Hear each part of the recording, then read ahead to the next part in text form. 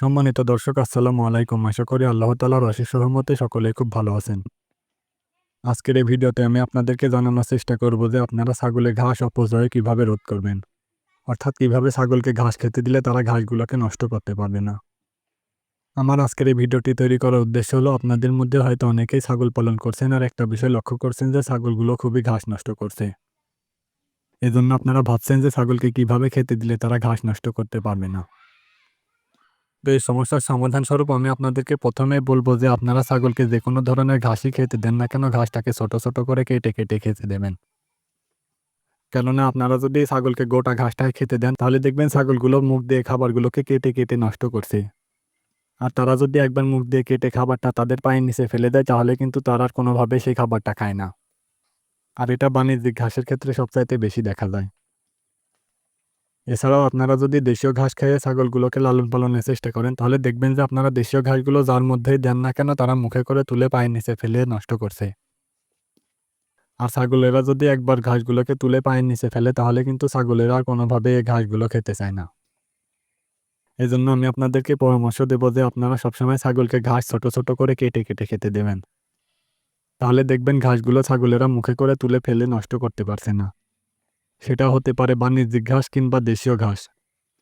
আপনাদের মধ্যে হয়তোবা অনেকেই ভাবেন যে দেশীয় ঘাস তো এমনি ছোট ছোটই হয়। তাহলে আবার এটাকে ছোট ছোট করে কেটে দেওয়ার কি প্রয়োজন রয়েছে?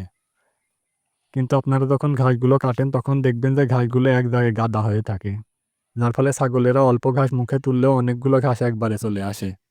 এর কারণ হলো দেশীয় ঘাসগুলো একসঙ্গে পেঁচিয়ে থাকে। যার ফলে ছাগল শুধুমাত্র মুখের ঘাসটুকু খেয়ে নেয় আর বাকিটুকু মাটিতে পড়ে যায়। আর একবার মাটিতে পড়ে গেলে তারা ঘাসটাকে নষ্ট করে ফেলে। আর এভাবে আপনাদের ঘাসের অপচয় হয়। আর তাছাড়াও আপনারা যারা বাণিজ্যিক ঘাসের বোঝা নিয়ে গিয়ে ছাগলের কাছে দিয়ে দেন এবং ছাগলগুলোকে বোঝার উপরে ছেড়ে দেন তারা লক্ষ্য করবেন আপনার ছাগলগুলো বাণিজ্যিক ঘাসের মাথাটা কেটে খেয়ে নিচ্ছে এবং ঘাসগুলোকে কেটে কেটে ফেলে দিচ্ছে। এর ফলে আপনারা দেখবেন যে এক বোঝা ঘাস আপনারা যদি ছাগলকে নিয়ে গিয়ে দেন তাহলেও তাদের পেট ভরবে না। কিন্তু আপনারা যদি ওই ঘাসের বোঝাটাকে ছোট ছোট করে কেটে তাদেরকে বারবার খেতে দেন তাহলে দেখবেন তাদের পেট ভরে যাবে। আবার অপরপক্ষে আপনার ঘাসের অপচয়ও কমে যাবে। আর আরও একটা বিষয় হলো আপনারা ছাগলকে সবসময় একবারে খাবার দেওয়ার চেষ্টা করবেন না। আপনাদের মধ্যে হয়তো অনেকেই একবারে ছাগলগুলোকে অনেক বেশি খাবার দেন।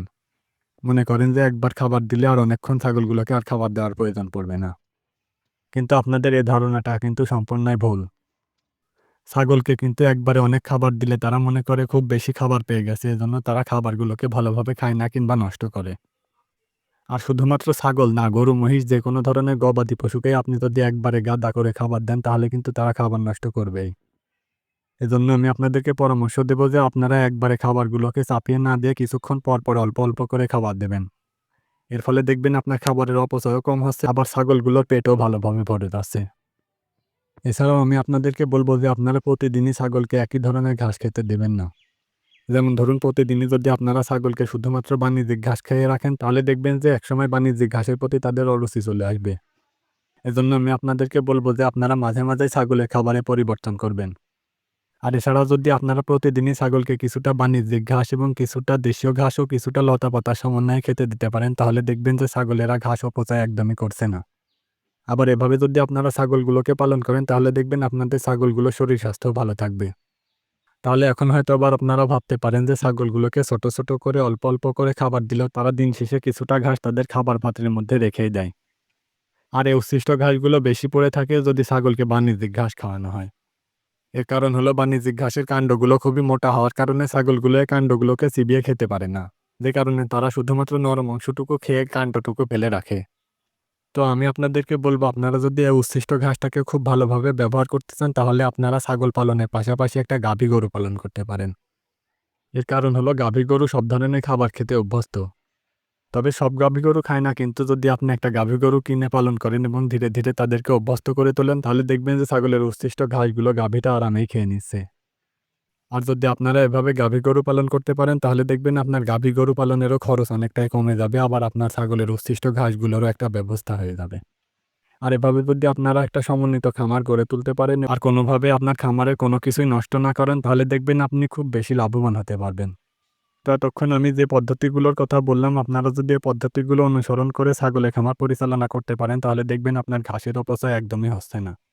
আপনারা আমার ভিডিওগুলো যারা রেগুলার দেখে থাকেন তারা হয়তো জানেন যে আমি আমার ছাগলের উচ্ছিষ্ট ঘাসগুলোকে আমার গরু ২ টাকে খাইয়ে থাকি। আর আমার গরু ২ টা যেহেতু ছাগলের উচ্ছিষ্ট ঘাসগুলোকে বেশ ভালোভাবে খেয়ে নেয়, এ কারণে তাদেরকে বাড়তি করে খাবার দেওয়ার তেমন একটা প্রয়োজনই পড়ে না। তবে আমার এই গরু ২ টা যদি গাভী গরু না হয়ে ষাঁড় গরু হতো তাহলে কিন্তু কোনোদিনই এই উচ্ছিষ্ট ঘাসগুলো খেত না। এর কারণ হলো ষাঁড় গরু সবসময় খাবার নষ্ট করে। এজন্য আমি আপনাদেরকে বলব যে আপনারা যদি ১০-১২ টা ছাগল পালন করেন তাহলে পাশাপাশি একটা গাভী গরু পালনের চেষ্টা করবেন। তাহলে দেখবেন আপনার বাড়িতে কিছুটা দুধ উৎপাদন হবে, আবার আপনার বাড়তি কিছু ইনকামেরও একটা রাস্তা খোলা হবে। তো যাই হোক, আপনাদের সকলের সুস্বাস্থ্য কামনা করে ভিডিওটিকে এখানেই শেষ করে দিলাম। সকলে খুব ভালো থাকবেন, সুস্থ থাকবেন। আসসালামু আলাইকুম।